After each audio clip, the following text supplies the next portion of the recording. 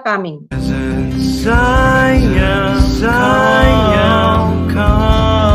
waiting for the kingdom come. In His name, my name, His name, my name, His name, my name, my peace, peace. In His name, my name, His name, my name, His name, my name, my joy, the joy I seek.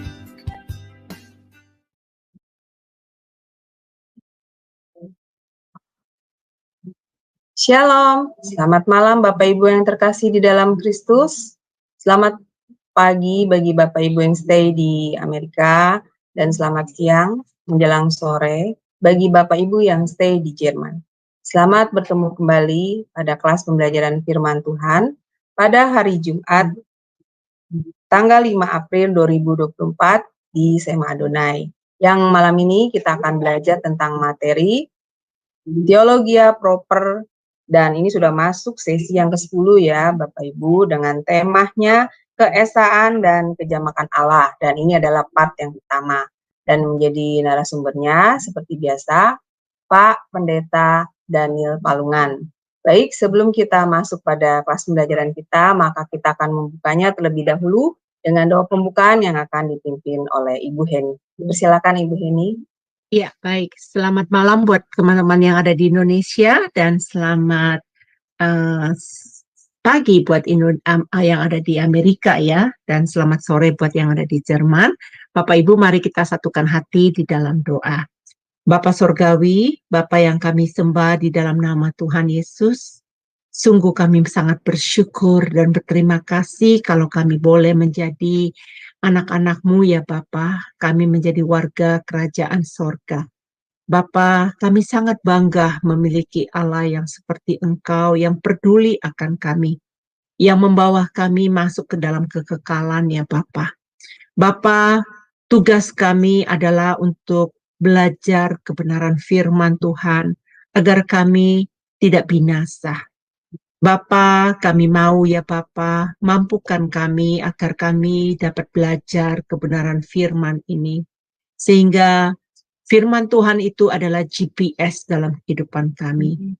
Bapa, tolong supaya kami bisa menangkap pelajaran yang disampaikan oleh hamba-Mu, Bapak Pendeta Daniel pada malam hari ini. Tolong kami semua, supaya kami betul-betul dapat mengerti oleh apa yang diajarkan oleh hamba-Mu ini. Dan biarlah kuasa-Mu menyertai hamba-Mu ini, mampukan dia Bapa, urapi dia Tuhan, supaya pengajaran hari ini Tuhan, sungguh memerdekakan umat-Mu, mengetahui tentang keberadaan-Mu. Bapa Surgawi, terima kasih, dan kami percaya operator, moderator, semua yang terlibat di dalam pelayanan ini, bahkan perangkat kami yang kami pakai, listrik dan wifi kami Tuhan, dapat bekerja dengan baik karena Tuhan menolong acara pengajaran ini. Bapak Surgawi, terima kasih Bapak, di dalam nama Tuhan Yesus kami mengucap syukur. Haleluya. Amin. Amin. Baik, terima kasih Ibu Heni untuk doa pembukaannya bagi kami semua. Baik, Bapak Ibu sekalian, sebelum kita memulai kelas pembelajaran kita, maka kita akan melihat terlebih dahulu profil dari narasumber kita ya.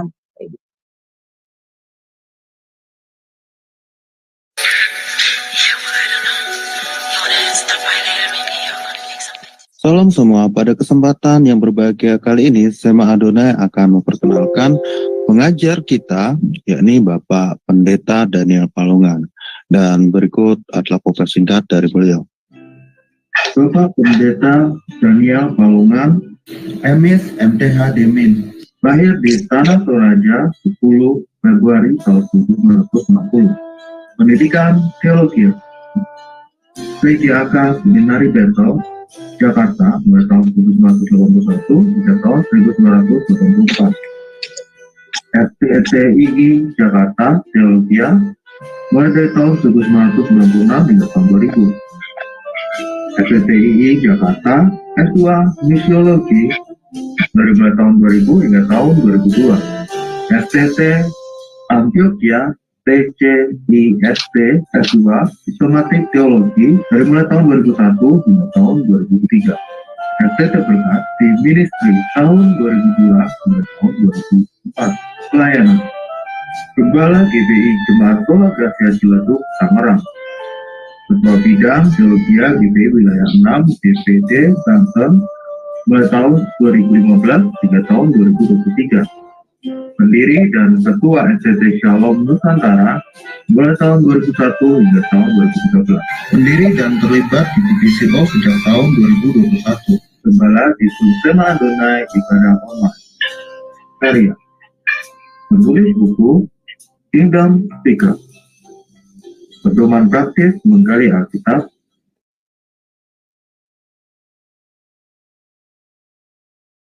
Ya, baik Bapak Ibu, tadi sekilas adalah profil dari narasumber kami, yaitu Pak Pendeta Daniel Palungan. Baik, sebelum kita memulai kelas pembelajaran kita, maka saya akan menyapa terlebih dahulu narasumber kami. Shalom, selamat malam Pak Daniel. Selamat malam Bu Aling, selamat malam rekan-rekan sekalian. Ya, bagaimana Pak kabarnya? Semoga luar biasa dan selalu sehat ya Pak. Amin. Iya, puji Tuhan sehat. Iya, baik Pak Daniel, saya akan menyerahkan waktu dan tempat kepada Pak Daniel. Silakan Pak. Iya. Bapak Ibu, saudara-saudara yang terkasih di dalam Tuhan Yesus, kita sampai pada satu poin yang cukup hangat ya untuk dibicarakan di kalangan hamba-hamba Tuhan. Dan karena perdebatan seringkali tidak menemukan jalan keluar, maka kemudian mengakibatkan terjadi satu hubungan yang disharmonis antar satu pendeta dengan pendeta yang lain.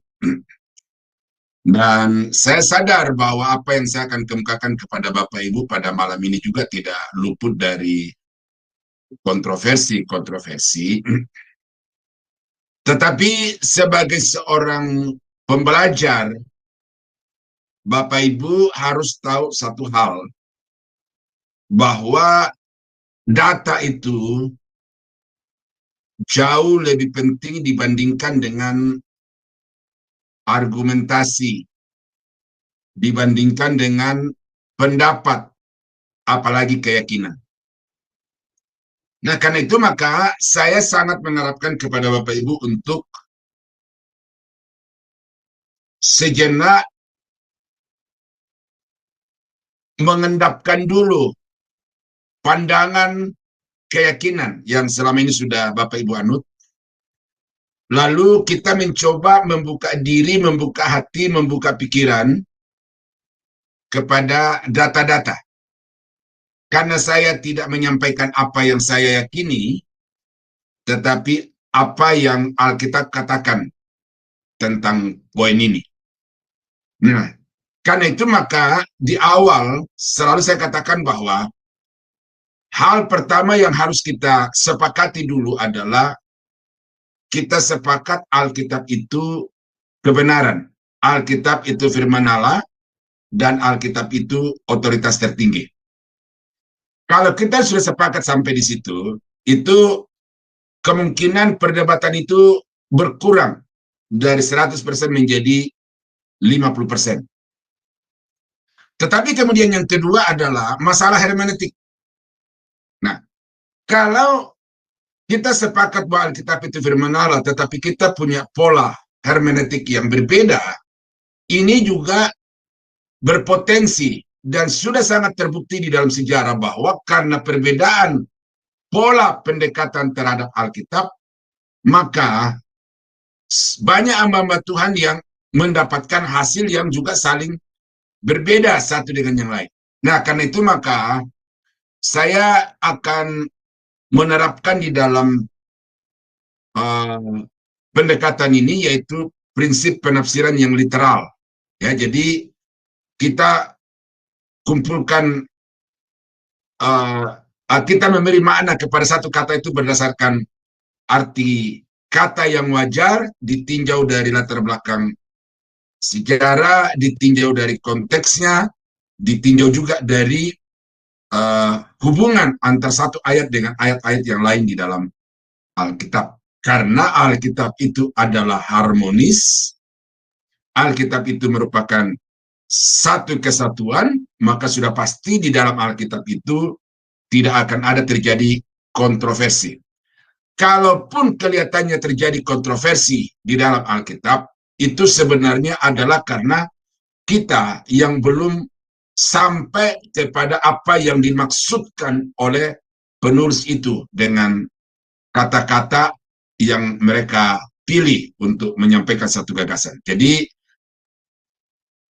intinya Alkitab tidak mungkin bertentangan di dalam dirinya sendiri.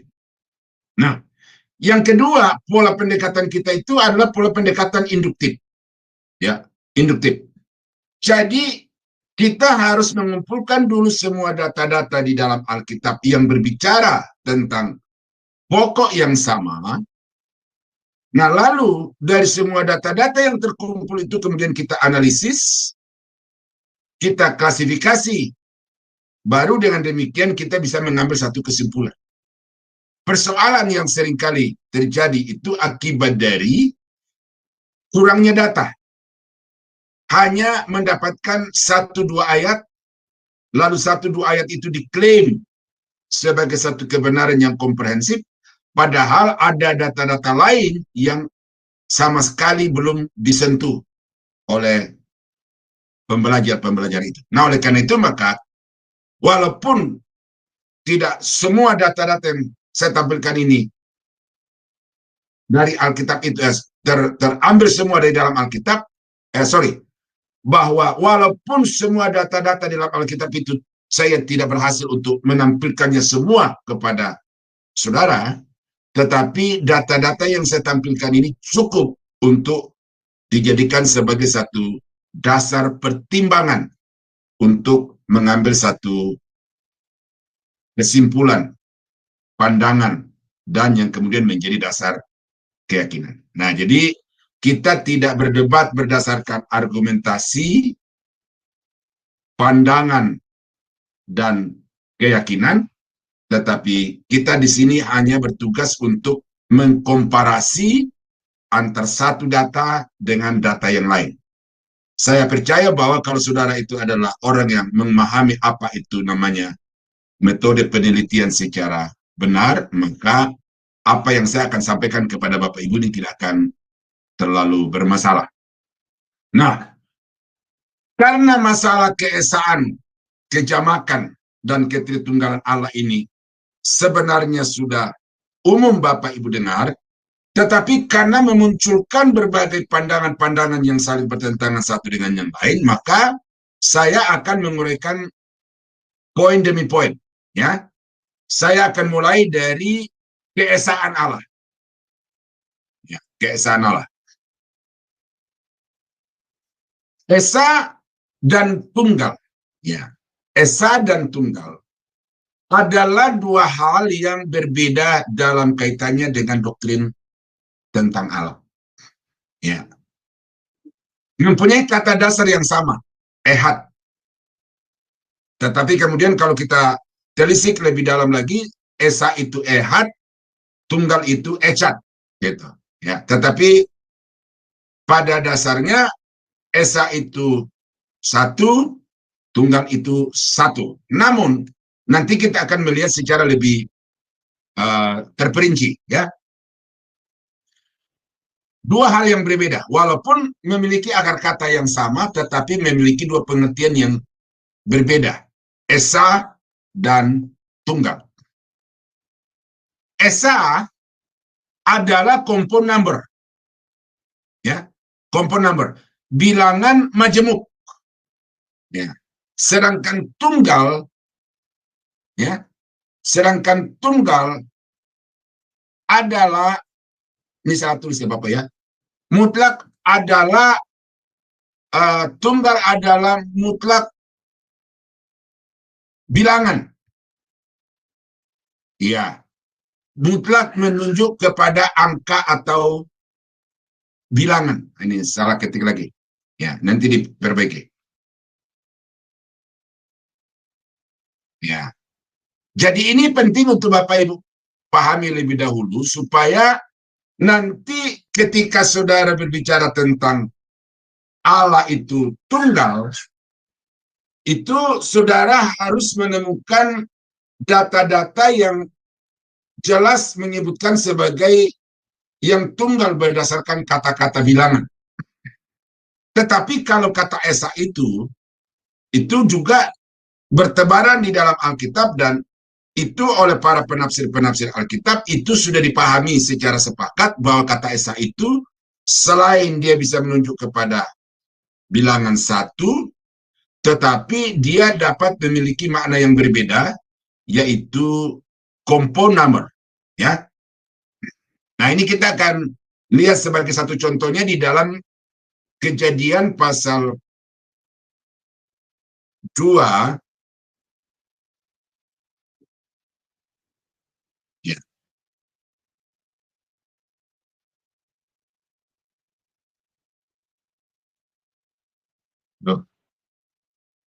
Kejadian pasal 2 ayat yang ke-24.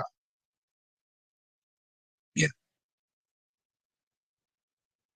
Sebab itu seorang laki-laki akan meninggalkan ayahnya dan ibunya dan bersatu dengan istrinya, sehingga keduanya menjadi satu daging. Nah, kata satu daging itu, kalau saudara baca di dalam bahasa asli, bahasa Ibrani, maka kata yang dipakai di situ adalah esah.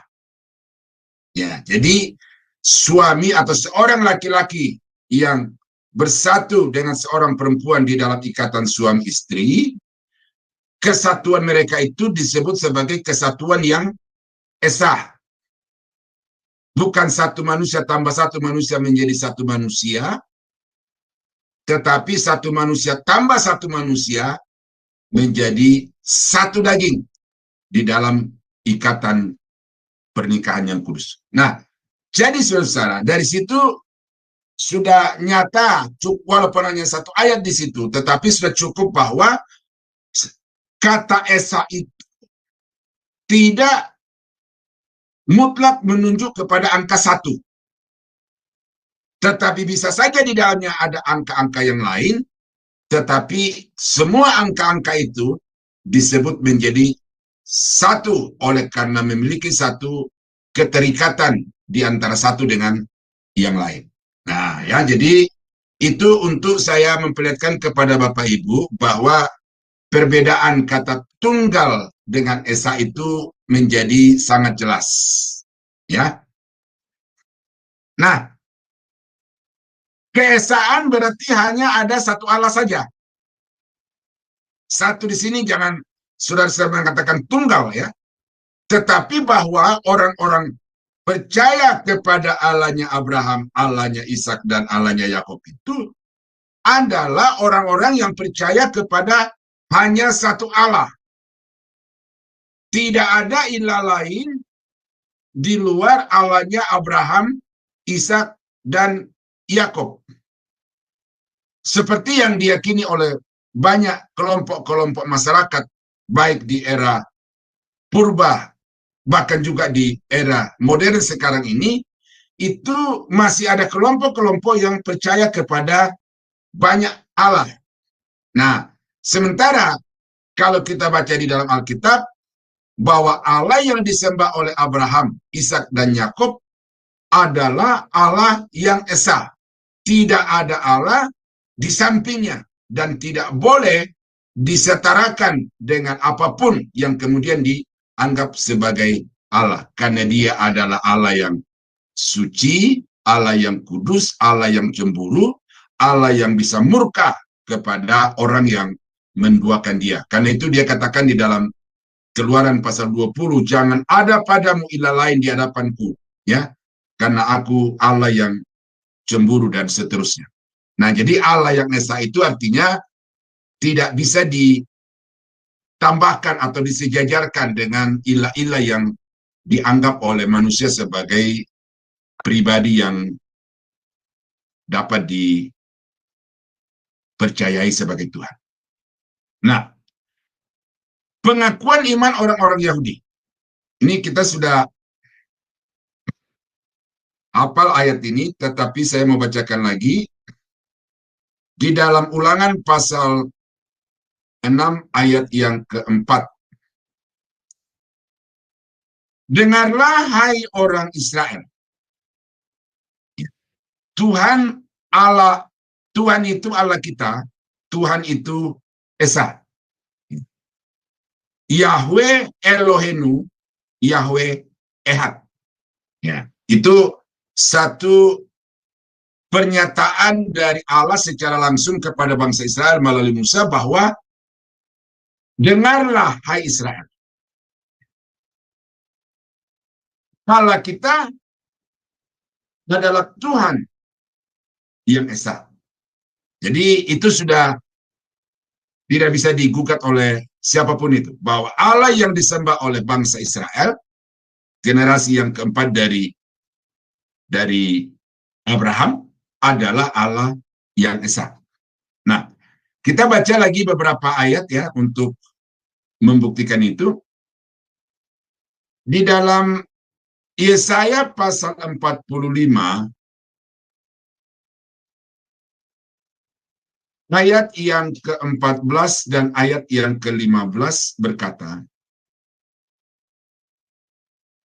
beginilah firman Tuhan, hasil tanah dari Mesir dan segala laba dari Ethiopia, dan orang-orang Seba, orang-orang yang tinggi perawakannya, akan pindah kepadamu dan menjadi kepunyaanmu.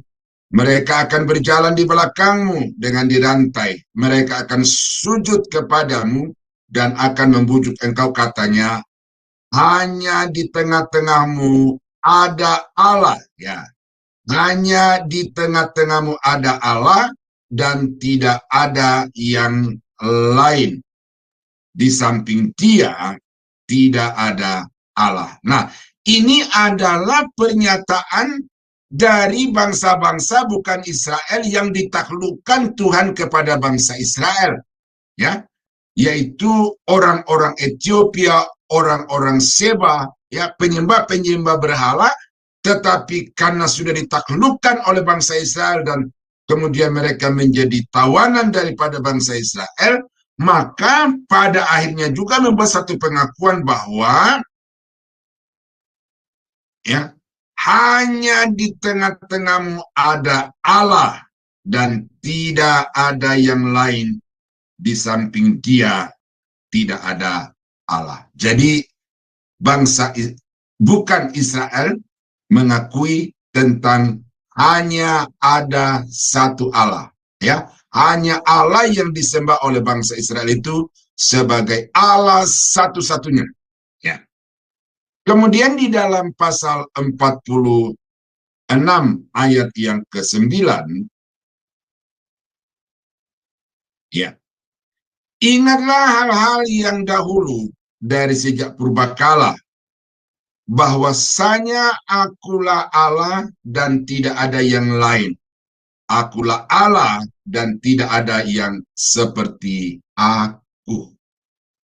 Ayat yang ke-10, yang memberitahukan dari mulanya hal yang kemudian dan dari zaman purbakala yang belum terlaksana, yang berkata, keputusanku akan sampai dan segala kehendakku akan kulaksanakan, yang memanggil burung buas dari timur dan orang yang melaksanakan putusanku dari negeri yang jauh. Aku telah mengatakannya, maka aku hendak melangsungkannya. Aku telah merencanakannya, maka aku hendak melaksanakannya. Nah, jadi di sini Allah memperkenalkan diri sebagai satu-satunya Allah yang Maha Tahu dan juga yang Maha Kuasa. Nah, satu-satunya. Tidak ada Allah yang lain yang dapat disejajarkan atau disetarakan kemudian disembah secara bersama-sama. Kalau hal itu terjadi, maka itu adalah dosa keji yang dilakukan oleh penyembah-penyembah kepadanya, dan orang itu pasti akan mendapatkan murka yang teramat besar daripada Tuhan. Nah, kemudian Keluaran pasal 20 ayat yang ketiga berkata, jangan ada padamu Allah lain di hadapanku. Karena dia satu-satunya Allah yang esa, maka dia tidak mau kompromi dan tidak mengizinkan umatnya untuk membuat Allah-Allah lain. Apakah itu menjadi saingan Allahnya Abraham, Ishak, dan Yakub, atau disetarakan. Nah, ini tidak boleh, karena dia Allah yang esa, dia Allah yang kudus, dia Allah yang cemburu, maka tidak boleh ada ilah-ilah lain yang dapat disetarakan dengan dirinya. Nah, dikatakan oleh Tuhan Yesus di dalam Markus pasal 12 ayat yang ke-29. Jawab Yesus, hukum yang terutama ialah, dengarlah hai orang Israel, Tuhan Allah kita, Tuhan itu esa. Ya, pakai kata esa. Bisa berarti tunggal, tetapi bisa juga berarti bilangan majemuk. Ya. Ya. Lalu di dalam Yohanes pasal 17 ayat yang ketiga, inilah hidup yang kekal itu, yaitu bahwa mereka mengenal Engkau satu-satunya Allah yang benar. Ya, satu-satunya Allah yang benar. Berarti di samping dia tidak ada Allah yang benar. Semua yang lain itu adalah Allah-Allahan. Ya, Allah imitasi yang dibuat oleh manusia. Ya. Seperti di bagian lain saya baca itu, bahwa ada orang-orang yang memahat sebuah patung, kemudian patung itu mereka dirikan, lalu kemudian mereka sujud menyembah kepada patung buatan tangan mereka sendiri itu. Ya, suatu kebodohan yang menguasai begitu manusia sebegitu rupa, sehingga patung yang dibuat dari kayu menjadi benda yang tidak dapat bergerak, tetapi kemudian manusia pencipta patung itu, pembuat patung itu, sujud menyembah kepada patung itu. Nah, itu kebodohan yang teramat bodoh yang dilakukan oleh manusia. Nah, di sini Yesus berkata bahwa mereka mengenal Engkau satu-satunya Allah yang benar, dan mengenal Yesus Kristus yang telah Engkau utus. Nah, sementara saya menerangkan tentang ketunggalan Allah atau keesaan Allah di sini, Bapak Ibu, saudara bisa melihat di dalam ayat yang ketiga sini bahwa antara Allah yang benar itu dengan Yesus Kristus itu dua pribadi yang berbeda. Ya, dua pribadi yang berbeda. Jadi ini secara langsung sudah memberikan satu sanggahan kepada yang mengatakan bahwa Bapa itu ya Yesus itu. Karena di dalam Yohanes pasal 17 ayat yang ketiga, Allah, Theos, perjanjian baru, dan Elohim, perjanjian lama, itu beda dari Kurios, Yesus yang adalah Tuhan itu. Ya, itu saya singgung sedikit karena ayat ini saya harus eksposisi seperti itu. Ya. Nah, jadi Yesus mengatakan bahwa Allah yang disembah oleh bangsa Israel adalah Allah yang esa. Allah yang diwartakan oleh Yesus kepada umat manusia. Allah yang dinyatakan oleh Yesus kepada umat manusia adalah Allah yang satu-satunya sebagai yang benar. Di luar dia tidak ada Allah dan tidak ada Allah yang benar. Jadi Yesus menekankan kepada bangsa Israel bahwa sesungguhnya tidak ada Tuhan lain kecuali Allah di dalam Bapa, kecuali Allah yang sudah menyatakan diri di dalam Yesus Kristus. Ya, ini supaya jangan sampai nanti saudara terjebak dengan dosa sinkritisme. Ya, dosa sinkritisme itu adalah percaya Yesus sebagai Allah, percaya Bapa sebagai Allah, tetapi juga percaya kepada ilah-ilah yang disembah oleh nenek moyang, oleh kelompok-kelompok masyarakat tertentu yang dikenal juga sebagai agama-agama suku. Jangan sampai sudah terjebak dengan itu, ya. Karena Allah yang kita sembah itu adalah Allah yang esa dan satu-satunya Allah yang benar. Nah, ajaran Paulus di dalam 1 Korintus pasal 8 ayat yang ke-4 sampai dengan ayat yang ke-6, ini adalah di dalam konteks makanan-makanan yang dipersembahkan kepada berhala. Ya. Sehingga secara langsung ayat ini tidak berbicara tentang apakah Allah itu esa atau tunggal, ya. Tetapi sebenarnya yang sedang dibahas oleh Paulus dalam hal ini bahwa tidak ada Allah di luar Yahweh. Tidak ada Allah di luar Theos. Tidak ada Allah di luar Yesus Kristus. Itu ajaran Rasul Paulus. Karena itu, makanan-makanan yang dipersembahkan kepada dewa-dewa, sebenarnya makanan itu tidak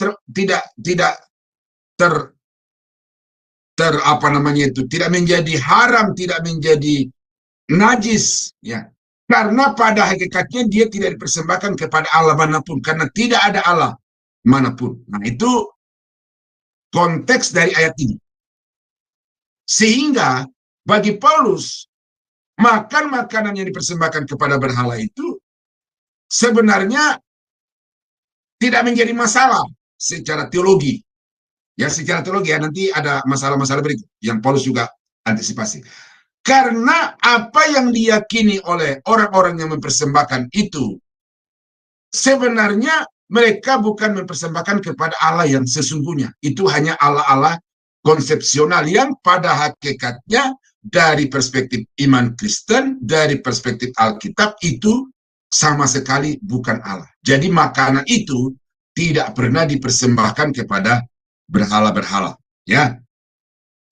Ini ayat 4. Tentang hal makan daging persembahan berhala, kita tahu. Nah ini, kita tahu tidak ada berhala di dunia dan tidak ada Allah lain daripada Allah yang esa. Nah itu yang tadi saya sampaikan itu. Bahwa bagi Paulus sama sekali tidak ada Allah di luar Allahnya Abraham, Ishak dan Yakub yang sudah datang ke dalam dunia ini dalam rupa manusia melalui Yesus Kristus. Di luar itu bukan Allah, itu hanya keyakinan, itu hanya pendapat, itu hanya konsep-konsep manusia saja. Nah, jadi tidak ada Allah lain selain daripada Allah yang esa. Sebab sungguh pun ada apa yang disebut Allah, baik di sorga maupun di bumi. Dan memang benar ada banyak Allah dan banyak Tuhan yang demikian. Namun bagi kita hanya ada satu Allah saja. Hanya satu Allah saja. Yaitu Allah yang esa itu. Yaitu Bapa yang daripadanya berasal segala sesuatu. Dan yang untuk dia kita hidup. Dan satu Tuhan saja yaitu Yesus Kristus.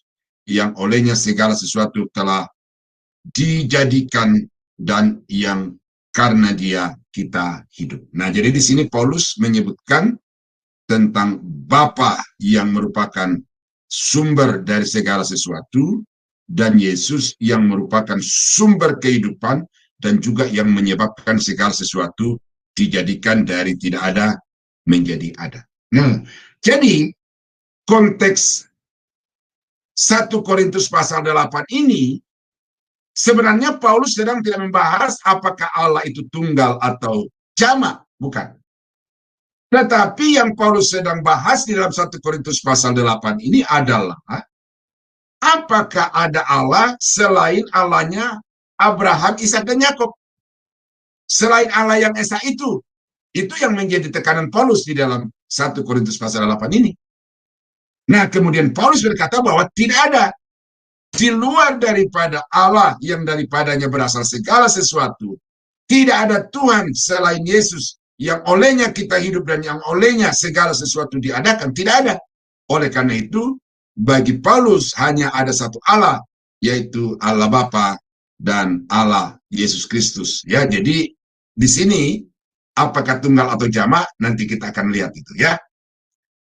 Jadi Paulus tidak memberi kemungkinan adanya Allah-Allah di luar Allahnya Abraham, Ishak, dan Yakub, Allah yang Esa itu. Di dalam 1 Timotius 2 ayat yang kelima dan ayat yang keenam,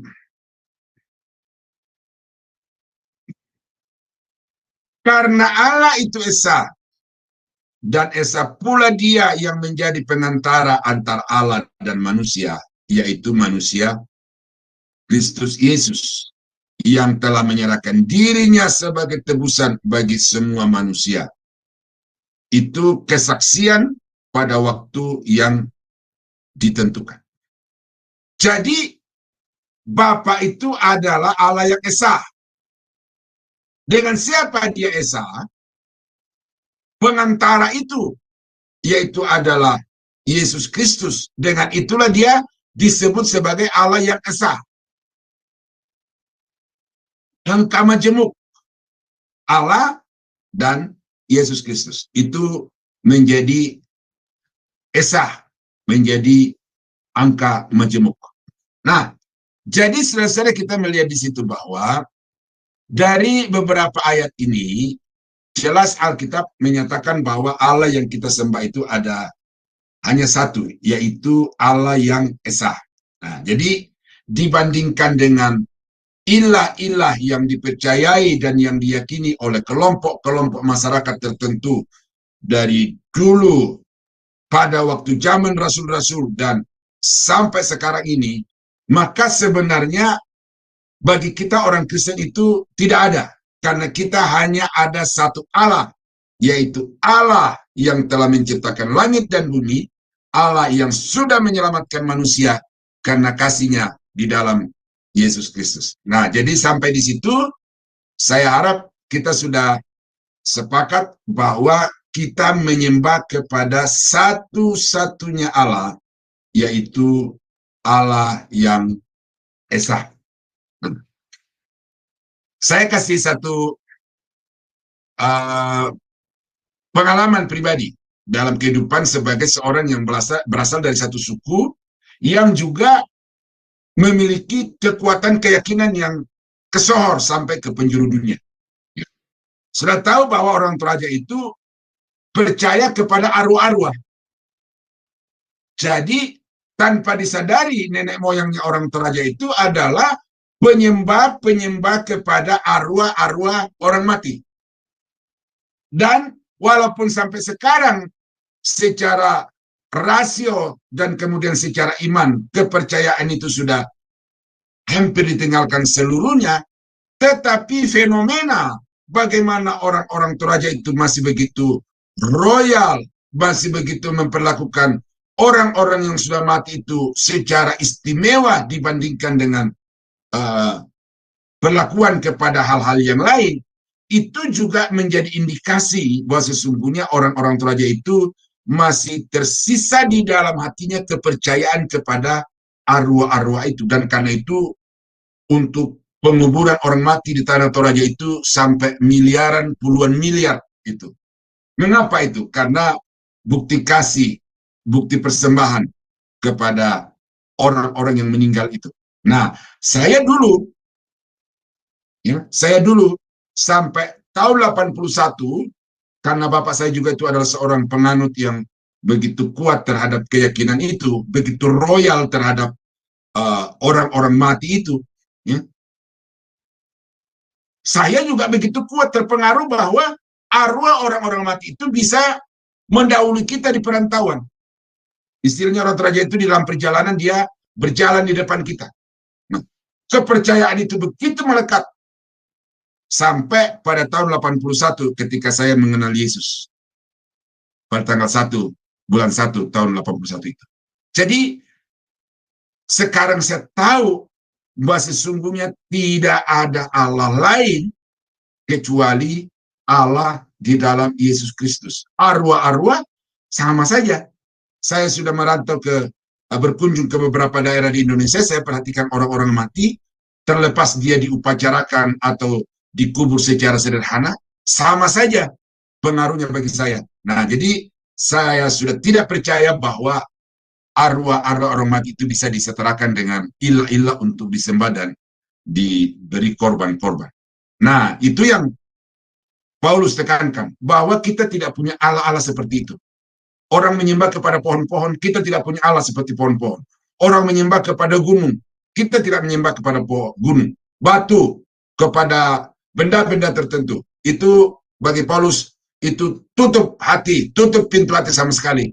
Karena kita hanya punya satu Allah, yaitu Allah yang esa, Allah yang disembah oleh Abraham, Ishak, dan Yakub. Nah, jadi itu keesaan dari Allah. Nah, sekarang saya akan membuktikan kepada Bapak Ibu bahwa Allah yang esa itu bukan Allah yang tunggal. Ya, bukan Allah yang tunggal, tetapi dia Allah yang jamak. Nah, saya pakai istilah jamak di sini dulu untuk menghindari oneness, Dwitunggal atau Tritunggal. Ya, tetapi yang saya mau perlihatkan dulu sini bahwa Allah yang menyatakan diri di dalam Alkitab Perjanjian Baru sampai kepada Perjanjian Lama sampai kepada Perjanjian Baru itu adalah Allah yang jamak. Ya. Penggunaan kata ganti jamak di dalam Kejadian 1 ayat yang ke-26. Ya. Kejadian 1 ayat yang ke-26. Berfirmanlah Allah, baiklah kita. Di atas, berfirmanlah Allah. Tentu di sini satu pribadi yang berbicara, ya, tetapi pembicaraan itu diarahkan kepada pribadi yang lain di dalam kealahan itu. Berfirmanlah Allah, baiklah kita. Nah, kata kita di sini itu ada penafsir yang mengatakan. Ini yang membuat saya juga tidak terlalu interest dulu dengan sekolah kita yang lama itu, karena ada dosen bintang di situ yang mengatakan bahwa kata kita di sini adalah Allah plus malaikat-malaikat. Jadi Allah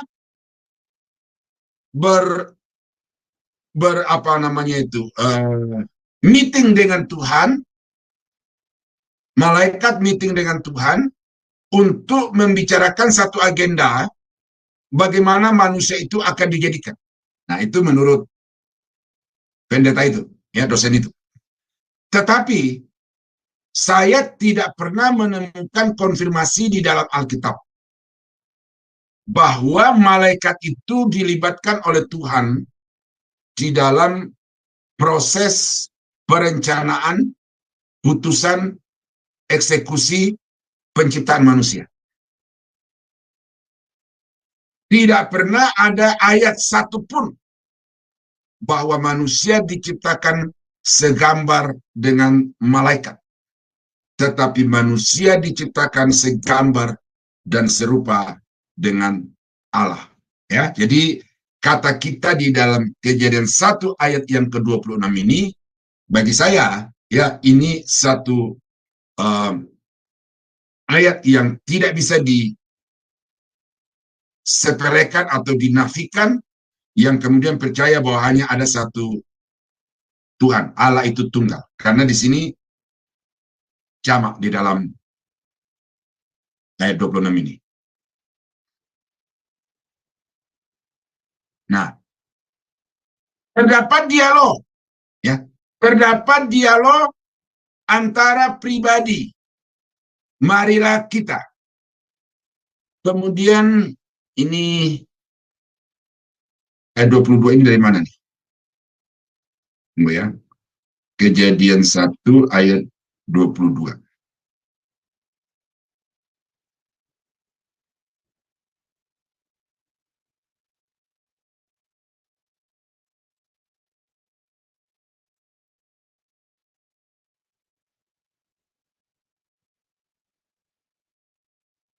Di dalam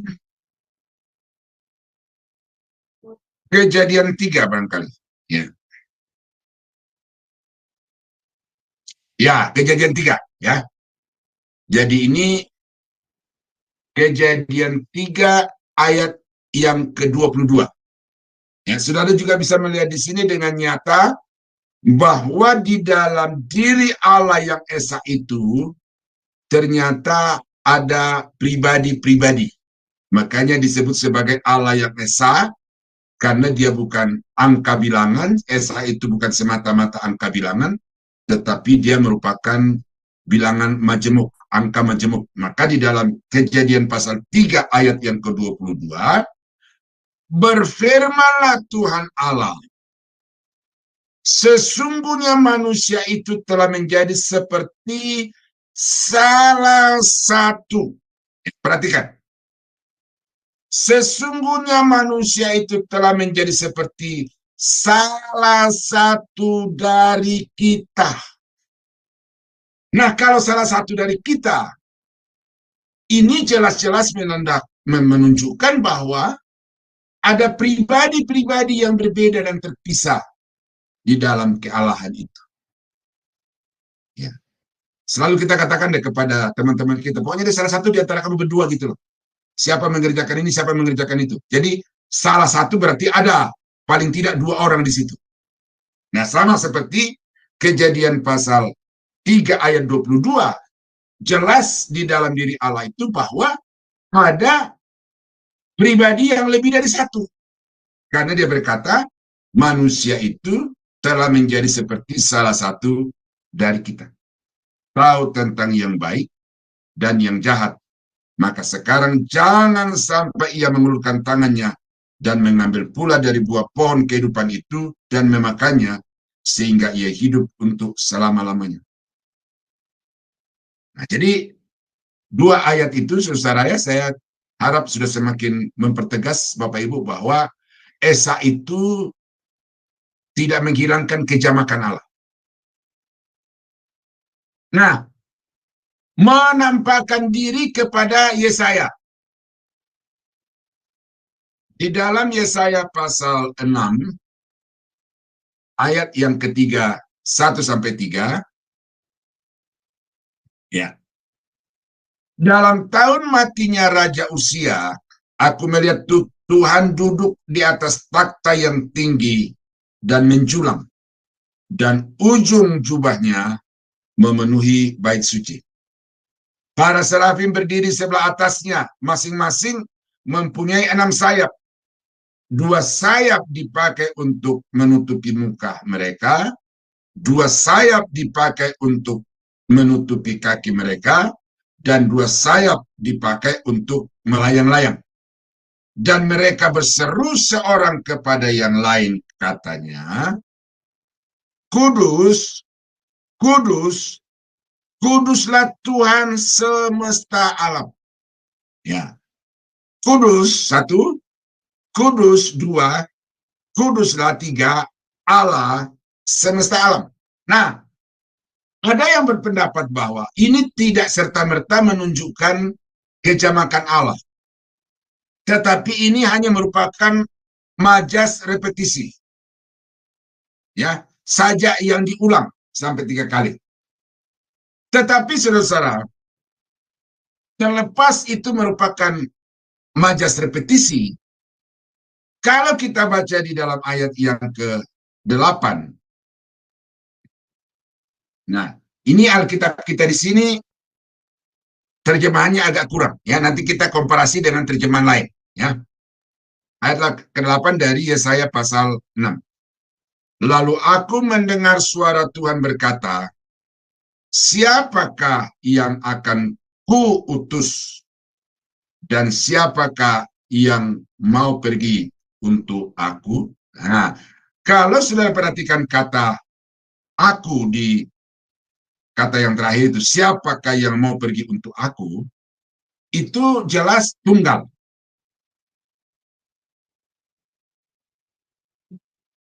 Menunjuk kepada satu pribadi. Tetapi kalau kita baca di dalam terjemahan bahasa Inggris, saya baca dari King James dulu ya. Ya. Also I hear the voice of the Lord saying, whom shall I send? Nah, siapakah yang akan aku utus? Sampai di situ masih sama dengan terjemahan bahasa Indonesia. Tetapi frasa yang kedua, and who will go for us? Tuh, tidak dikatakan me tetapi us. And who will go for us? Tidak dikatakan and who will go for me, but who will go for us. Nah, jadi kata ganti us itu adalah kata ganti dari orang pertama jamak. Nah, nanti di dalam gramatika bahasa Inggris itu sudah kata, tapi yang pasti as di situ berbeda dengan me. Ya. Tetapi itu kami jadinya. Siapakah yang akan kami siapakah yang mau pergi untuk kami? Tuh. Jadi jelas kata kudus, kudus, kudus itu sekaligus juga menunjukkan bahwa Allah yang menyatakan diri kepada Yesaya, ya, yang dilayani oleh serafim-serafim dengan 6 sayap yang masing-masing dijelaskan tadi itu adalah Allah yang memiliki pribadi-pribadi yang berbeda di dalam kealahan itu. Makanya di ayat yang ke-8 jelas bahwa Allah yang menyatakan diri kepada Yesaya itu adalah Allah yang jamak, Allah yang lebih daripada satu, ya. Kita kumpul aja data-datanya dulu. Pemisahan pribadi-pribadi. Nah, di dalam Yesaya pasal 48,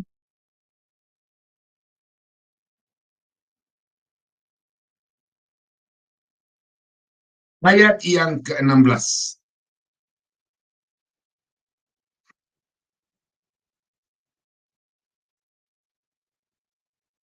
Mendekatlah kepadaku, dengarlah ini.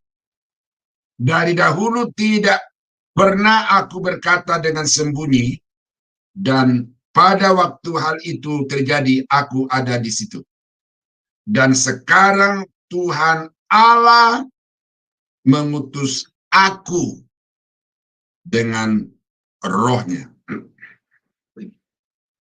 Di situ ada Allah,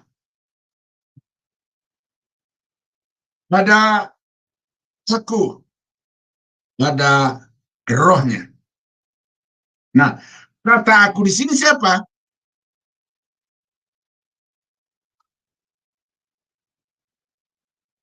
Kalau saudara baca mulai dari ayat yang pertama dan seterusnya,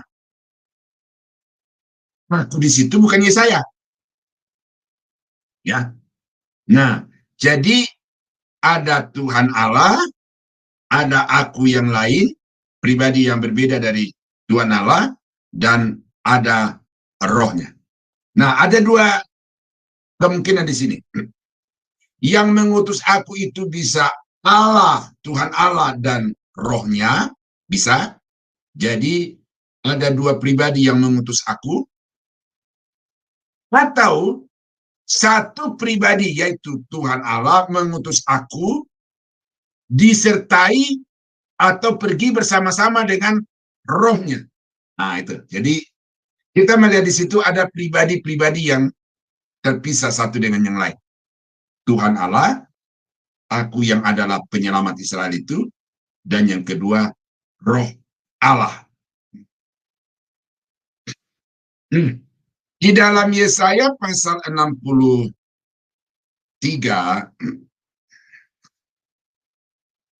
ayat yang ke-7 sampai dengan ayat yang ke-10 berkata demikian.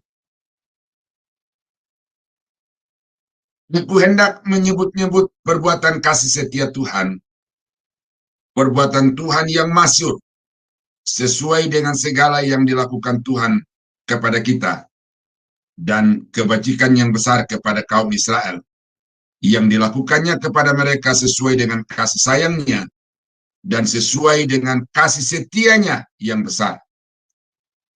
Bukankah ia berfirman, sungguh merekalah umatku, anak-anak yang tidak akan berlaku curang, maka ia menjadi juru selamat mereka dalam segala kesesakan mereka. Bukan seorang duta atau utusan, melainkan ia sendirilah yang menyelamatkan mereka. Dialah yang menebus mereka di dalam kasihnya dan belas kasihnya. Ia mengangkat dan menggendong mereka selama zaman dahulu kala. Tetapi mereka memberontak dan mendukakan Roh Kudus, maka ia berubah menjadi musuh mereka, dan ia sendiri berperang melawan mereka. Nah, saudara simak baik-baik. Dari ayat yang ke-7 di sini, ada pribadi-pribadi yang disebut dengan kata ganti. Ya. Bukankah ia berfirman, sungguh merekalah umatku. Jadi pemilik daripada bangsa Israel. Ya. Lalu di dalam ayat yang ke-9 dikatakan bahwa ada pribadi yang menyelamatkan mereka, Israel itu. Ada pribadi yang menebus bangsa Israel berdasarkan kasih setianya. Lalu di dalam ayat yang ke-10 ada Roh Kudusnya. Jadi ada Tuhan, ada penyelamat, dan ada Rohnya. Saya berkesimpulan dengan yakin bahwa itu berbicara tentang kejamakan Allah. Karena ada Tuhan, ada penebus, dan ada Rohnya. Di dalam Mazmur pasal 2, ya, Mazmur pasal 2 ayat yang ke-7 sampai 9.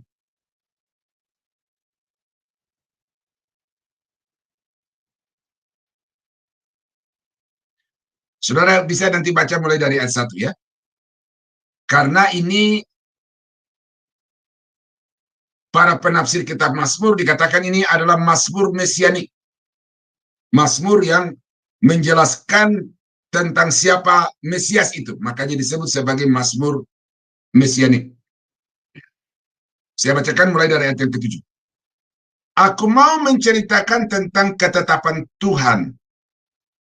Ia berkata kepadaku, anakku engkau telah kuperanakan pada hari ini. Mintalah kepadaku, maka bangsa-bangsa akan kuberikan kepadamu menjadi milik pusakamu, dan dari ujung bumi menjadi kepunyaanmu. Engkau akan meremukkan mereka dengan gada besi, memecahkan mereka seperti tembikar tukang periuk. Oleh sebab itu, hai raja-raja, bertindaklah bijaksana, terimalah pengajaran, hai para hakim dunia. Nah, di sini ada dua pribadi, ya, yaitu Tuhan yang mengatakan, anakku engkau telah kuperanakan pada hari ini. mintalah kepadaku. Nah, kataku di dalam ayat yang ke-8 itu adalah Allah, Yahweh. Lalu siapa yang disuruh untuk meminta? Yang diperanakkan. Nah, siapa yang diperanakkan itu? Yang dikatakan bahwa yang diberikan bangsa-bangsa kepadanya. Yang wilayah kekuasaannya dari satu ujung bumi ke ujung bumi yang lain. Yang akan memerintah dengan gada besi. Kalau sudah baca itu di dalam kitab Wahyu. Kitab Nabi Yesaya. Ya, ini adalah Yesus Kristus. Jadi Mazmur pasal 2 ayat yang ke-7 sampai 9 di situ muncul dua pribadi, yaitu Yahweh, Bapa atau Allah, dan Anak, yaitu Yesus yang akan menjadi raja atas seluruh permukaan bumi. Nah, jadi dipisahkan di situ ya. Bapa dipisahkan dari Anak, dan Anak dipisahkan dari Roh Kudus. Sudah nampak itu di dalam Perjanjian Lama. Nah, Roh adalah pribadi yang terpisah dari Allah. Kejadian 1 ayat 2. Ya. Pada mulanya Allah menciptakan langit dan bumi. Bumi belum berbentuk dan kosong. Gelap gulita menutupi samudera raya. Dan Roh Allah melayang-layang di atas permukaan air. Jadi Allah, Elohim, itu berbeda dengan Roh Allah. Ya, karena dua pribadi disebutkan secara berpisah.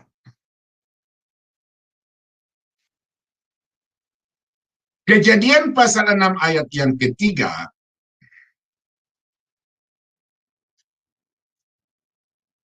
berfirmanlah Tuhan, Yahweh, Rohku, Ruah Elohim. Itu terpisah lagi. Tidak akan selama-lamanya tinggal di dalam manusia, karena manusia itu adalah daging, tetapi umurnya akan 120 tahun saja. Jadi sejak saat itu, manusia diberi kesempatan untuk hidup 120 tahun lagi, dengan maksud supaya mereka bisa bertobat, tetapi dasar mereka itu adalah jahat, dan karena itu roh tidak selama-lamanya akan dibiarkan Tuhan untuk tinggal bersama-sama dengan mereka. Dan sesudah 120 tahun itu berlalu, maka murka Allah dicurahkan ke atas muka bumi, di mana air terpancar dari segala arah, dari langit, dari permukaan bumi, dan dari dasar laut, sehingga bumi ini tertutupi oleh genangan air itu. Dan dengan demikian semua yang hidup itu menjadi musnah. Nah, tetapi yang saya mau angkat di dalam ayat ini adalah bahwa Tuhan itu dipisahkan dari Rohku. Ya. Mazmur pasal 51 ayat yang ke-13.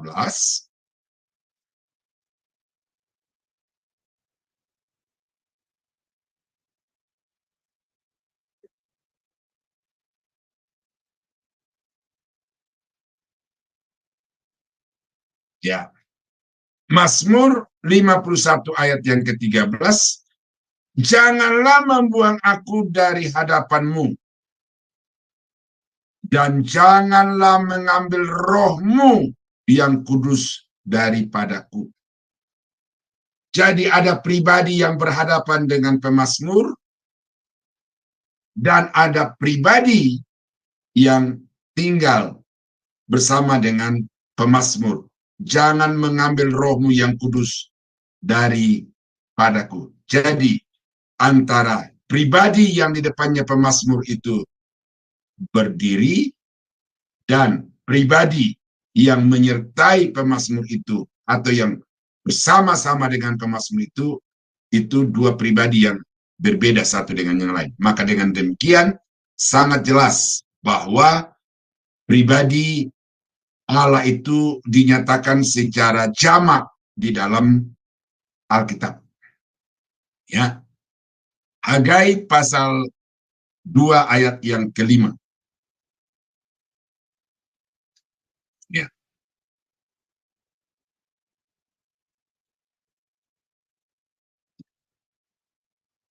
Hagai pasal 2 ayat yang kelima, tetapi sekarang kuatkanlah hatimu hai Zerubabel, demikianlah firman Tuhan. Kuatkanlah hatimu hai Yosua bin Yosadak, imam besar. Kuatkanlah hatimu hai segala rakyat negeri, demikianlah firman Tuhan.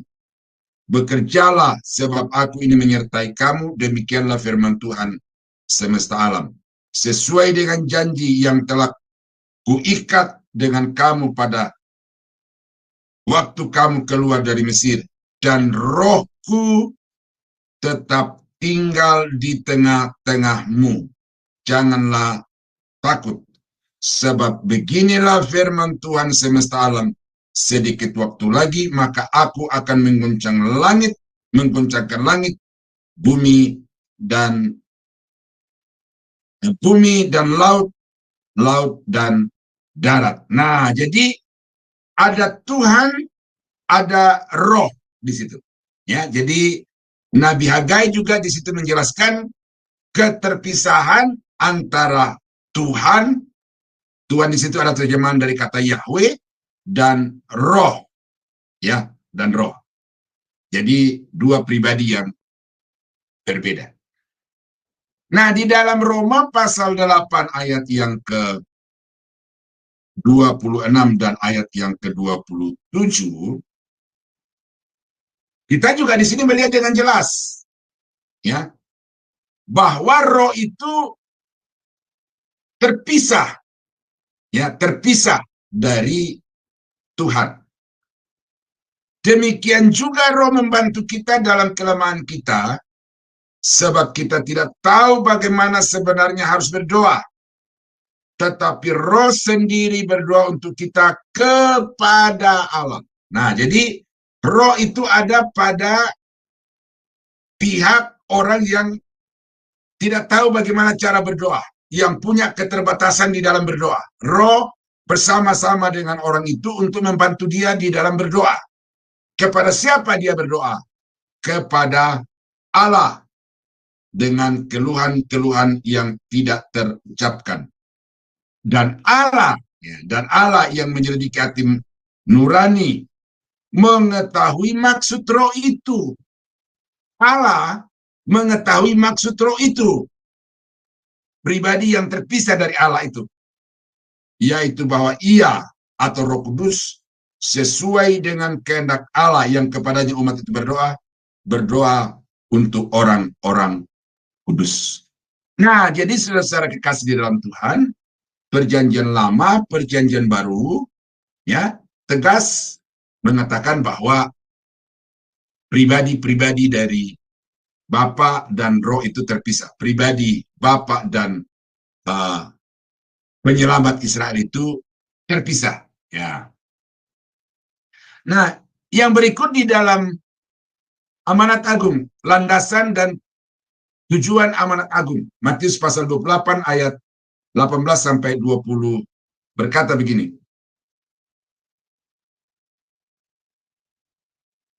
Ya. Yesus mendekati mereka dan berkata, "Kepadaku telah diberikan segala kuasa di surga dan di bumi. Karena itu pergilah, jadikanlah segala bangsa muridku, dan baptislah mereka dalam nama Bapa, dalam nama Anak, dalam nama Roh Kudus." Yang tahu, lebih tepatnya sebenarnya baptislah mereka ke dalam. Bukan kata N tapi eis. Baptislah mereka ke dalam Bapa, ke dalam Anak, dan ke dalam Roh Kudus. Jadi tujuan pembaptisan itu adalah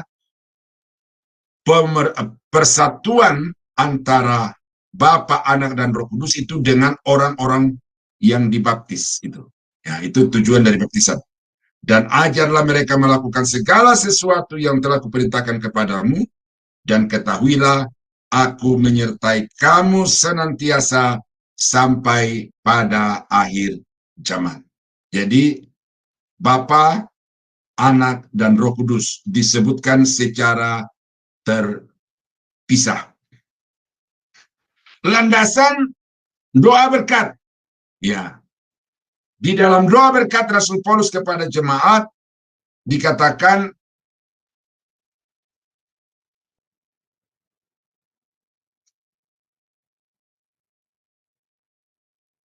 ya, 2 Korintus 13 ayat yang ke-13, kasih karunia Tuhan Yesus Kristus dan kasih Allah dan persekutuan Roh Kudus.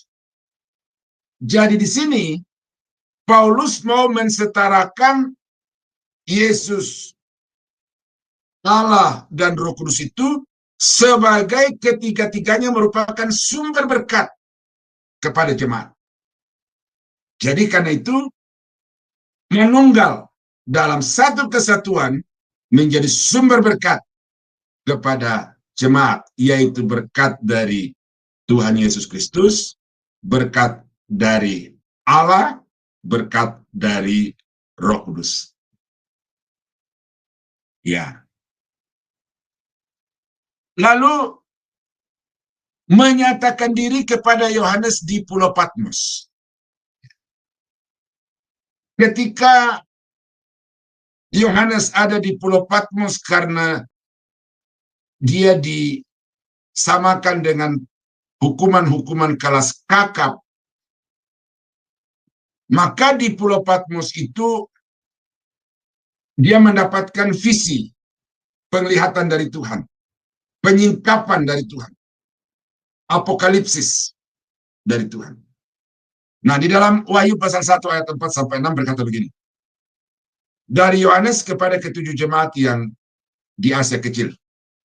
Kasih karunia dan damai sejahtera menyertai kamu dari Dia, ya, pertama dulu sini ya, dari Dia yang ada dan yang sudah ada dan yang akan datang.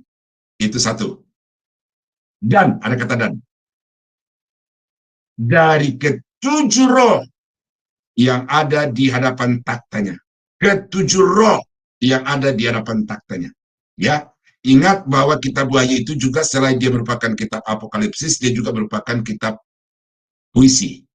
Ya, jadi ketujuh roh itu adalah satu pengungkapan tentang pribadi lain. Nah, ayat yang kelima, dan dari Yesus Kristus, saksi yang setia, yang pertama bangkit dari antara orang mati, dan yang berkuasa atas raja-raja bumi ini.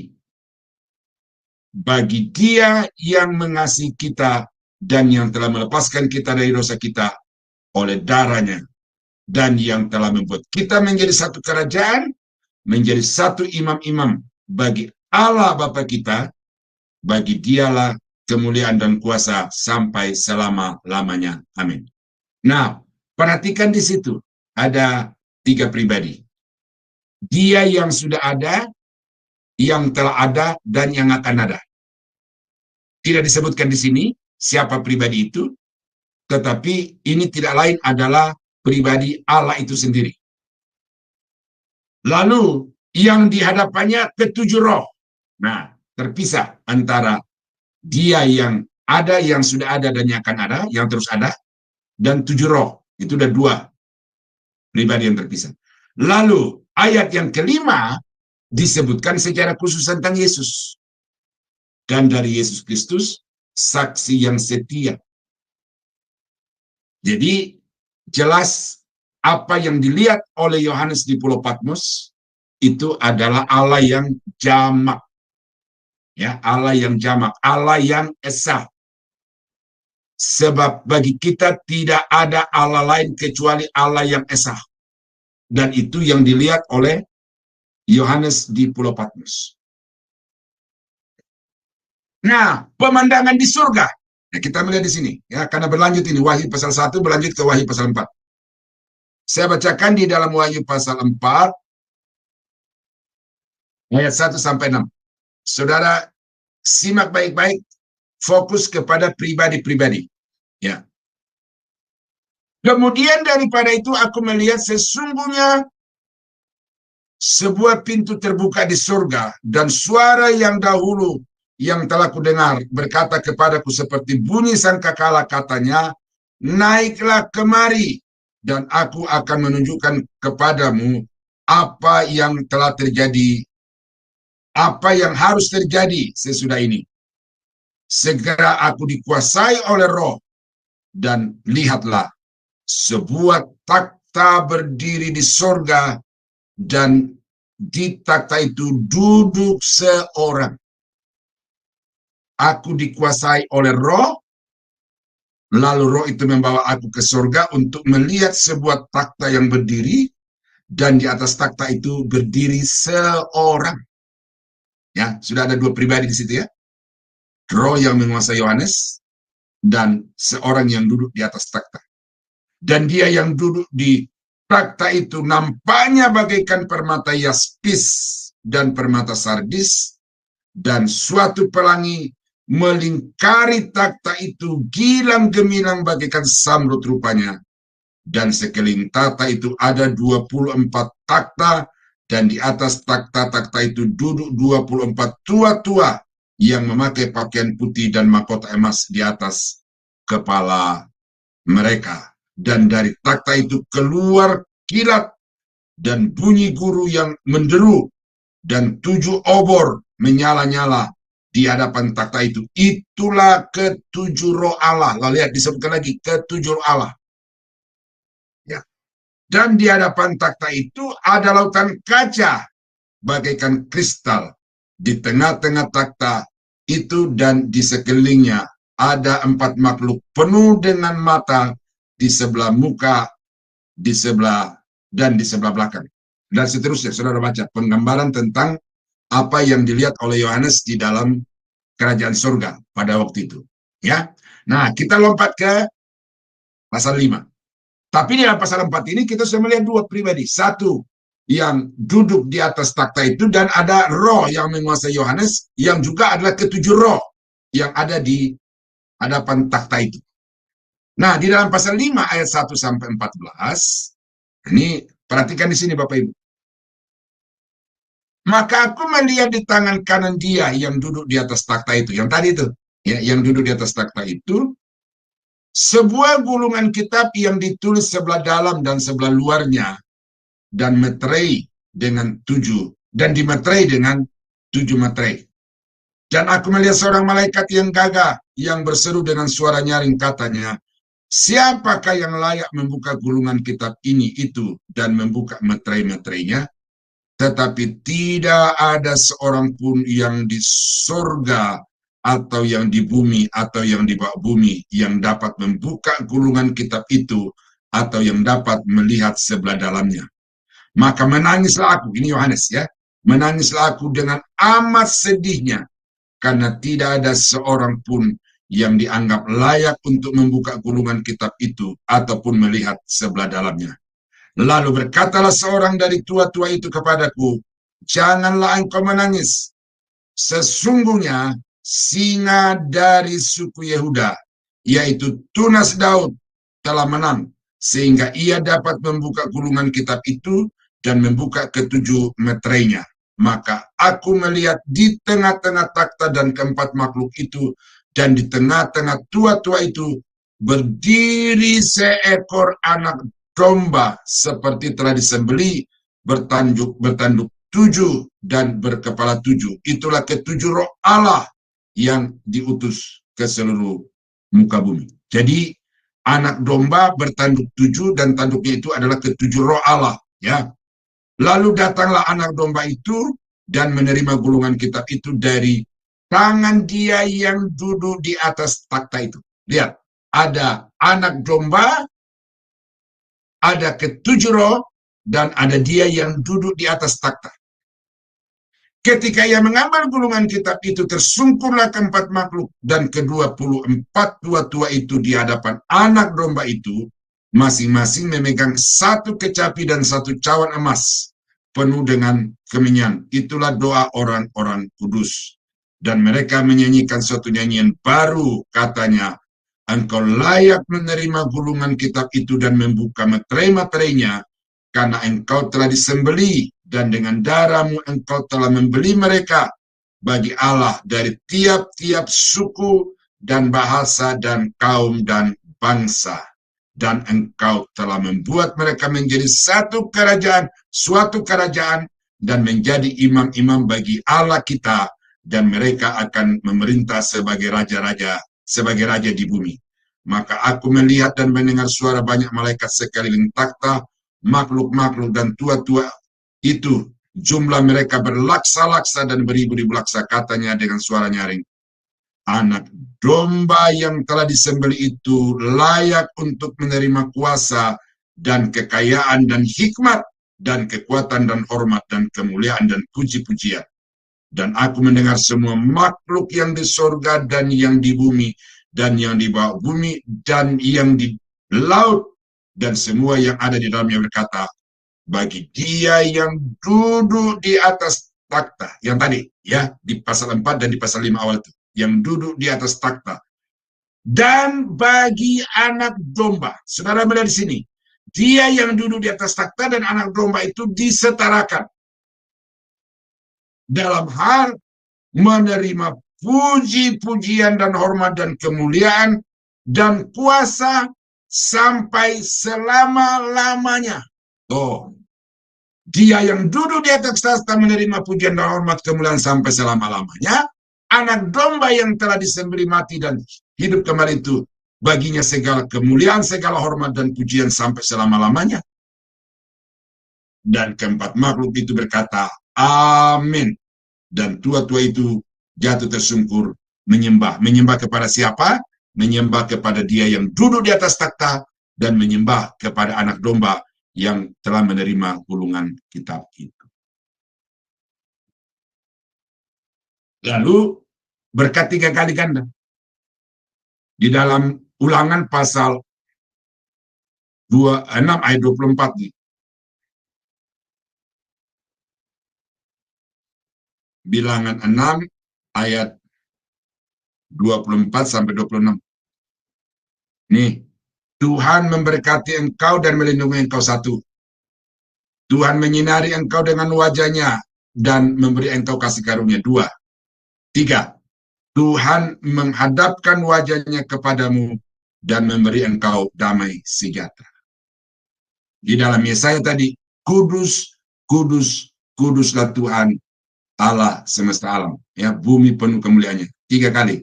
Di dalam Wahyu pasal 48 dikatakan, sama, kudus, kudus, kudus, kuduslah Tuhan. Nah, jadi kita melihat di situ, saudara, sangat jelas bahwa Esa itu bukan tunggal, tetapi Esa itu jamak. Ya, karena telah terbukti dari berbagai ayat yang saya bacakan kepada Bapak Ibu ini, bahwa Allah terpisah daripada roh Allah, atau berbeda daripada roh Allah, dan anak domba atau penyelamat Israel itu berbeda juga daripada roh dan Allah atau Yahweh itu. Jadi itulah Bapak Ibu ya, saya tidak banyak komentar tentang ayat-ayat ini karena saya sudah bacakan dan saya kasih komentar sedikit-sedikit untuk mempertegas apa maksud-maksud ayat itu. Tetapi intinya daripada poin-poin yang saya sampaikan kepada kita ini adalah pada satu sisi itu kita menyembah hanya satu Allah, yaitu Allah yang Esa. Nah, kata Esa itu sendiri bisa berarti tunggal, tetapi juga bisa berarti majemuk, bilangan majemuk, compound number. Nah, tetapi di dalam kejamakan Allah, dan ini yang mempertegas bahwa Esa itu bukan tunggal, tetapi Esa itu jamak, dan ini ayat-ayatnya. Ditambah lagi di dalam Kejadian, sudah tadi ini, Kejadian 3:22 itu. Ya, bahwa jelas Allah mengakui di dalam dirinya itu ada kejamakan. Jadi, saya harap dengan ini Bapak Ibu, ya, saudara boleh membuka pikiran, membuka hati untuk menggali lagi data-data ini, ya, lalu kemudian Bapak simpulkan. Jangan lagi simpulkan berdasarkan kepercayaanmu secara pribadi, jangan lagi simpulkan berdasarkan buku atau pendapat yang Bapak Ibu dengar yang kemudian diikuti oleh Bapak Ibu, tetapi sekarang coba membuat satu kesimpulan berdasarkan fakta-fakta dari Alkitab yang saya sudah sampaikan ini kepada kita sekalian. Ya, saya tidak menafsir, saya hanya membukakan data fakta, saya coba mempertegas data-data itu. Ini loh maksud ayat-ayat itu. Nah, jadi saya tidak perlu menjelaskan lagi Bapak Ibu, saya kira itu sudah cukup jelas di mana Allah itu Esa, satu-satunya Allah yang disembah oleh Abraham, Ishak, dan Yakob, dan Allah itu majemuk. Ya, ada banyak ayat di sini yang saya sudah paparkan. Saya kembalikan kepada Ibu Aling untuk selanjutnya. Ya, mudah-mudahan tidak ada pertanyaan karena ini sudah jelas, ya. Betul sekali, Tuhan Pak. berkati. Iya, baik. Terima kasih Pak Daniel. Luar biasa ya Pak, pelajaran malam ini kita belajar tentang keesaan dan kejamakan Allah ya. Jadi disertai dengan ayat-ayat yang terlampir, sudah jelas sekali ya Pak Daniel ya, mengenai keesaan dan kejamakan Allah. Baik Bapak Ibu, sebelum kita masuk pada sesi tanya jawab dan diskusi, saya akan membacakan acara Sema Adonai ke depannya terlebih dahulu.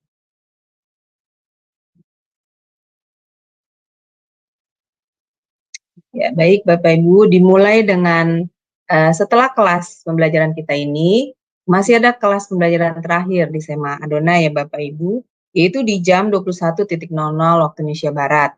Dan kali ini kita akan belajar tentang materi buku seri 5 Sejarah Penebusan. Dan ini udah masuk sesi yang keempat ya Bapak Ibu. Dan temanya kali ini adalah penyebab penawanan ke Babel. Dan yang menjadi narasumbernya seperti biasa adalah Pak Pendeta Dr. Yudi Lengkong MTH dan moderatornya adalah Ibu Heni. Selanjutnya besok di hari Sabtu 6 April 2024 di jam 19.00 waktu Indonesia Barat di Sema Adonai akan kembali ada kelas pembelajaran firman. Dan temanya kali ini adalah gereja yang rusak. Dan yang menjadi narasumbernya adalah Ibu Evangelis Deborah Anggraini Sutanto dan moderatornya adalah Ibu Aling, saya sendiri. Kemudian di hari yang sama, di hari Sabtu, di jam 21.00 waktu Indonesia Barat, masih ada kelas lanjutan ya Bapak Ibu, dan itu adalah kelas terakhir ya dari kelas Sema Adonai, dengan temanya adalah semua pas, dan yang menjadi narasumbernya adalah Pak Evangelis Dr. Ferry Hermawan Winoto, dan moderatornya adalah Ibu Christine. Selanjutnya ini adalah program baru dari Sema Adonai ya Bapak Ibu, dan diadakannya itu besok hari Sabtu pukul 9.00 waktu Indonesia Barat. Jadi pukul 9 pagi ya Bapak Ibu. Ini kita akan belajar mengenai program For Women, yaitu diperuntukkan bagi para perempuan yang sudah menikah ataupun yang masih lajang untuk mendalami firman Tuhan yang terkait secara khusus tentang dunia perempuan. Perempuan yang bijak, yang pulih, yang berfungsi maksimal, yang menjadi berkat bagi keluarga, bagi komunitas, dan bagi bangsa dimanapun Tuhan tempatkan kita. Itulah yang Tuhan inginkan untuk semua perempuan yang ada di hatinya. Dan yang menjadi narasumbernya itu adalah Ibu Susan Grace H. Simulat SMG, yang adalah founder Genius Cara Alkitab. Nah, jadi Bapak Ibu sekalian, untuk program baru dari Sema Adonai ini akan diadakan besok hari Sabtu, ya, tanggal 6 April 2024 di jam 9.00 pagi waktu Indonesia Barat, dengan tema pertama perdananya adalah 8 tangisan Yusuf menjadi wanita yang pulih. Dan yang menjadi narasumbernya adalah Ibu Susan Grace Hadasa Sumilat SMG, dan moderatornya adalah Ibu Heni. Acara ini bagus sekali ya Bapak Ibu sekalian, terutama bagi para wanita, baik yang sudah menjadi ibu ataupun yang masih lajang. Jadi kita belajar bagaimana menjadi wanita yang sesuai dengan kehendak Tuhan. Dan untuk acara ini juga boleh dilihat oleh para kaum laki-laki juga ya Bapak Ibu sekalian, jadi tidak hanya untuk kaum perempuan. Baik, selanjutnya ini adalah renungan pagi Sema Adonai yang diadakan setiap hari dari Senin sampai dengan Sabtu, dimulai dari jam 5.30 pagi dan dilayani oleh hamba-hamba Tuhan yang sangat memberkati. Jadi Bapak Ibu sekalian, untuk renungan pagi Sema Adonai, kemudian renungan pagi dari Bapak Gembala kami, yaitu Pak Daniel Palungan yang diadakan setiap hari Jumat 1 kali dalam seminggu, dan juga ibadah online Sema Adonai, hanya dapat Bapak Ibu ikuti di channel Cahaya Firman saja, karena tidak di-share di channel-channel yang lain.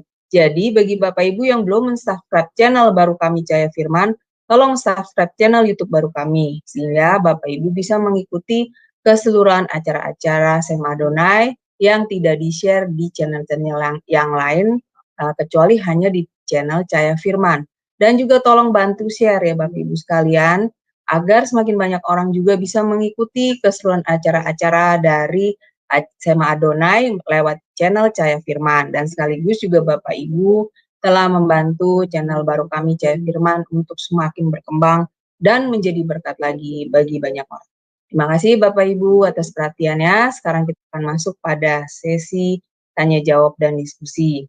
Bagi Bapak Ibu yang ingin bertanya, harap raise hand terlebih dahulu, maka operator akan membukakan mute dari Bapak Ibu sekalian ya. Baik Pak Daniel, untuk materi malam ini Pak, wah luar biasa ya Pak, saya semakin mengerti arti dari keesaan Allah itu maksudnya apa gitu. Tadinya saya pikir itu esa itu ya tunggal gitu. Ternyata artinya lebih dalam ya Pak Daniel. Maksudnya keesaannya itu adalah bukan suatu angka ya atau bilangan ya Pak yang menunjukkan itu, tetapi dia adalah disebutnya adalah suatu kejamakan ya. Kalau esa itu bukan arti yang seperti angka itu. Tadi saya juga berpikir seperti itu loh Pak Daniel. Maksudnya esa itu ya tunggal ya, itu berarti satu gitu dalam pengertian saya. Ternyata esa di sini adalah melambangkan bahwa satu-satunya hanya Allah yang ada, yang harus disembah. Berarti gitu ya Pak Daniel, bukan ada Allah-Allah banyak gitu. Dan tetapi di dalam keesannya itu ada kejamakan Allah. Nah, itu adalah 3 pribadi yang berbeda. Seperti itu ya Pak Daniel. Wah, dan tadi Pak Daniel sudah men-sharekan segala ayat-ayatnya ya Pak, dan itu jelas banget ya Pak, di situ emang ada 3 pribadi, dan tidak bisa disangkal, memang itu ada 3 pribadi yang nyata, yaitu pribadi Allah, pribadi Anak, dan pribadi Roh Kudus ya Pak Daniel. Jadi sebenarnya pelajaran malam ini sebenarnya sudah sebagai penegasan bahwa Allah kita itu adalah Allah yang esa, satu-satunya Allah yang harus disembah, dan juga dia adalah 3 pribadi. Ya, padanya seperti itu ya. Wah, luar biasa malam ini Bu Heni pelajaran tentang keesaan dan kejamakan Allah. Nah, ini juga Pak, tentang ini Pak, arwah orang mati. Kan Pak Daniel bilang bahwa di suku Bapak ya, ada kepercayaan untuk menyembah orang-orang mati. Nah, sebenarnya di suku saya juga sama Pak. Ya Bu Heni, bener ya Bu? Kita menyembah, ya Ibu Heni masih di mute. Ya, kita menyembah orang mati ya Bu. Ada meja sembahyang. Zaman dahulu. Sekarang udah enggak. Iya, ada meja sembahyangnya, terus kita kasih makan gitu ya Bu Heni. Bener ya Bu, seperti itu. Iya. Kita minta doa berkat pada arwah-arwah nenek moyang kita. Seperti itu ya Pak Dani. Nah, sebenarnya untuk kita sudah menerima Yesus itu kan sebenarnya tidak perlu lagi kita lakukan ya Pak. Nah, sekarang kalau misalnya kita tidak melakukannya lagi, tapi bagi para leluhur kita, maksudnya orang tua kita yang belum benar-benar paham ya Bu Heni, kita dianggapnya apa Bu, durhaka ya Bu. Maksudnya tidak mau melakukan ritual-ritual seperti itu lagi Pak Daniel. Padahal sebenarnya kan tidak ya Pak, karena memang hari ini Pak Daniel telah membukakan kepada kami pengertian bahwa arwah-arwah itu ya termasuk kalau kita sembayangin, kita minta berkat dari dia, itu sama aja kita mempercayai Allah-Allah lain ya, Daniel, seperti itu ya. Iya. Gimana Bu Heni menurut pendapat? Sangat jelas sekali sebenarnya penjelasan dari Pak Daniel ini ya. Jadi saya berharap buat teman-teman yang ada pemahaman penafsirannya sendiri tidak sesuai dengan Alkitab, ayolah coba belajar. Hari ini sangat jelas sekali pemahaman keesanan itu bukan tunggal, tapi jamak ya. Jadi saya percaya kalau soalnya gini, saya ada beban nih, Pak Daniel, terhadap saudara seiman ya. Saya sangat senang sama dia karena semangat pelayanannya itu mengebu-ngebu, pinter, anaknya tuh pinter. Tapi ya mungkin karena dia dibesarkan di dalam sekolah STT yang dia pengalirannya Nuanes ya. Jadi dia bertahan keke bahwa Allah kita keesaan. Saya juga sudah ngatain bahwa Allah kita esa. Oh berarti Allah kakak 3. Enggak, Allah tidak 3, Allah 1, tetap 1, tapi 3 pribadi. Nah, jadi itu yang menjadi kesedihan saya karena padahal dia mengebu-ngebu. Tapi kenapa ya tidak belajar firman secara utuh, secara tidak menyeluruh gitu loh. Jadi menafsirkan sendiri. Jadi dia terima dengan apa adanya. Jadi saya bilang, wah bahaya juga ya Pak Daniel ya sekolah di STT yang sekolahnya yang pengajarannya miring ya. Jadi yang ngikut jadi miring loh. Ya Pak Daniel. Ya, jadi ada satu buku, kalau tidak salah Making Leaders itu ditulis oleh orang Amerika Latin itu, bahwa perusahaan gereja itu adalah pendeta dan sekolah teologi. Jadi sekolah teologi yang didirikan untuk membesarkan atau untuk mempertahankan sebuah dogma, itu adalah penghancur gereja. Karena di gereja itu, di sekolah itu tidak diberikan prinsip-prinsip akademis, prinsip-prinsip keilmuan untuk mahasiswa bisa melakukan studi secara mandiri, tetapi peserta di situ dicekoki. Dicekoki. Nah, itu bahaya. Sementara kalau saya, baik di dalam khotbah, apalagi di dalam kelas itu, saya tidak mencekoki, tetapi saya berikan fakta, lalu murid-murid sendiri yang nanti kemudian akan mencoba menganalisa, menggali, lalu menyimpulkan. Nah, jadi itu kemerdekaan akademis itu dibelenggu oleh beberapa sekolah teologi dan juga oleh gereja-gereja tertentu di Indonesia dan di dunia. Dan ini yang menjadi kegelisahan saya, makanya saya bergiat di dalam pengajaran ini karena saya usahakan semampu saya untuk mendobrak semua pengajaran itu. Sistem-sistem pendidikan seperti itu yang lebih kepada melihat orangnya, melihat organisasinya, melihat mereknya, daripada melihat ajarannya. Jadi saya kira itu Bu Heni, Bu Aling yang saya harap Ibu bisa mengerti saya bahwa Pak Daniel itu ternyata begini, teman-teman yang lain begitu. Dan saya di sini tidak berbicara mengenai oneness, Dwitunggal atau Tritunggal ya. Kalau Ibu Aling tadi menyimpulkannya, itu berarti Ibu Aling sudah punya data-data dari apa yang saya paparkan itu dia menyimpulkan. Saya belum berbicara mengenai Tritunggal, itu nanti minggu depan. Dan saya akan menjelaskan itu dengan pola yang berbeda. Nah gitu ya, jadi kemerdekaan secara akademis itu tercederai, terbelenggu di beberapa sekolah teologi yang dikelola oleh pendeta yang punya karisma. Itu. Jadi karisma pendeta lebih dominan daripada otoritas data fakta. Saya kira itu Bu Heni. Oke, baik ya. Pak. Kita menunggu minggu depan ya, Ling, penjelasan Tritunggal. Ya, betul sekali, Pak. Iya, ya baik. Sepertinya tidak ada yang bertanya ya, kita tutup ya aja Pak Daniel ya kelas kita. Baik, Bapak bisa closing statement untuk pembelajaran hari ini dan pimpin doa berkat bagi kami semua. Terima kasih Pak Daniel. Tuhan. Ya, Bapak Ibu saudara-saudara yang kekasih dalam Tuhan, saya harap Bapak Ibu bisa menangkap bahwa pada malam ini saya tidak memaparkan pandangan dan keyakinan pribadi. Tetapi yang saya paparkan kepada Bapak Ibu adalah data-data, fakta-fakta dari Alkitab. Saya juga belum menyimpulkan apa yang saya yakini. Ya, walaupun Ibu Aling sudah menyimpulkan sendiri, ya itu adalah akibat dari data-data yang dia sudah dapat. Tetapi saya belum berkesimpulan.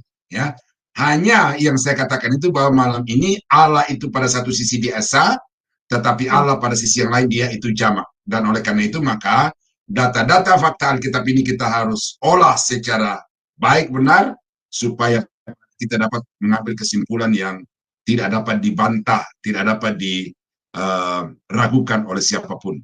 Nah, minggu depan kita akan lanjutkan lebih mengerucut lagi kepada ajaran Alkitab tentang Tritunggal, dan saya harap ini akan membuat kita sampai kepada satu tesis, ya, satu tesis, dan saya belum utarakan sekarang, tapi minggu depan kita akan sampai ke situ. Nah, kiranya Bapak Ibu diberkati Tuhan. Mari kita tunduk kepala, kita berdoa. Bapa di surga, terima kasih untuk malam ini kami sudah belajar tentang kebenaran firman-Mu yang memaparkan kepada kami tentang siapa Allah yang kami sembah. Allah yang satu-satunya dan tidak ada yang setara yang ada di sampingnya. Tetapi Allah yang satu-satunya itu juga Allah yang menyatakan diri secara jamak.